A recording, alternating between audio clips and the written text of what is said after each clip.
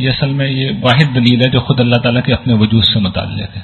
قرآن میں توحید کی دلیلیں ہیں، آخرت کی ہیں، رسالت کی ہیں.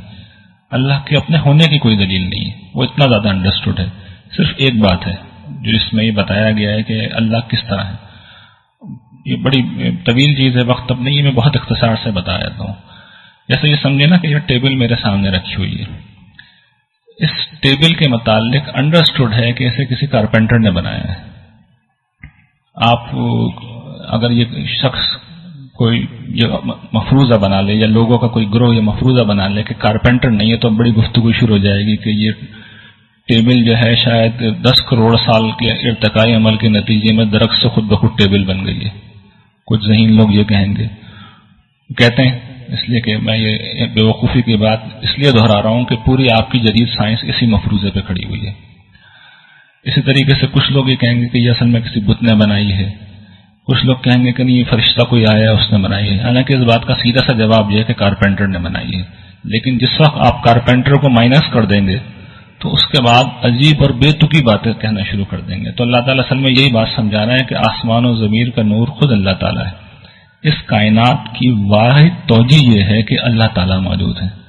اگر اللہ تعالیٰ کو آپ نہیں مانیں گے تو پھر اس کائنات کے متعلق وہ ساری بے تکی باتیں کریں گے جو کہ ابھی اس میز کے متعلق میں نے کی ہے کہ یہ 10 کروڑ سال کے ارتقائی عمل کے نتیجے میں خود بخود درخت سے ٹیبل بن گئی ہے یا ایسے کسی بت نے بنایا ہے. تو یہ قرآن کی بنیادی دلیل ہے اللہ تعالیٰ کے وجود کے بارے میں. انسان توجیہ پسند مخلوق ہے، وہ جسٹیفیکیشن چاہتا ہے، بغیر جسٹیفیکیشن کے رہ نہیں سکتا.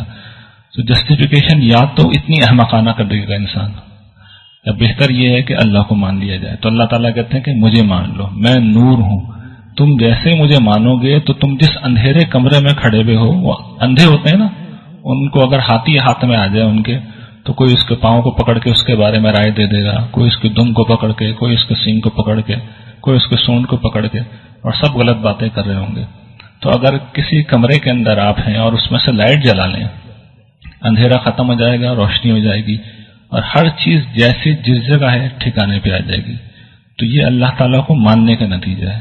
جیسے ہی آپ مانیں گے تو ہر چیز میں آپ بالکل صحیح جگہ کھڑے ہوں گے، اور اس کے نتیجے میں آپ کی انفرادی زندگی بالکل صحیح جگہ ہوگی، آپ کے اجتماعی معاملات بالکل صحیح ہوں گے، اور آپ معقول باتیں کر رہے ہوں گے. ورنہ میں جیسا کہ عرض کر سکوں، بڑے بڑے سائنسدان اتنی بے تکی باتیں کرتے ہیں کہ یقین نہیں آتا کہ یہ پڑھے لکھے لوگ ہیں.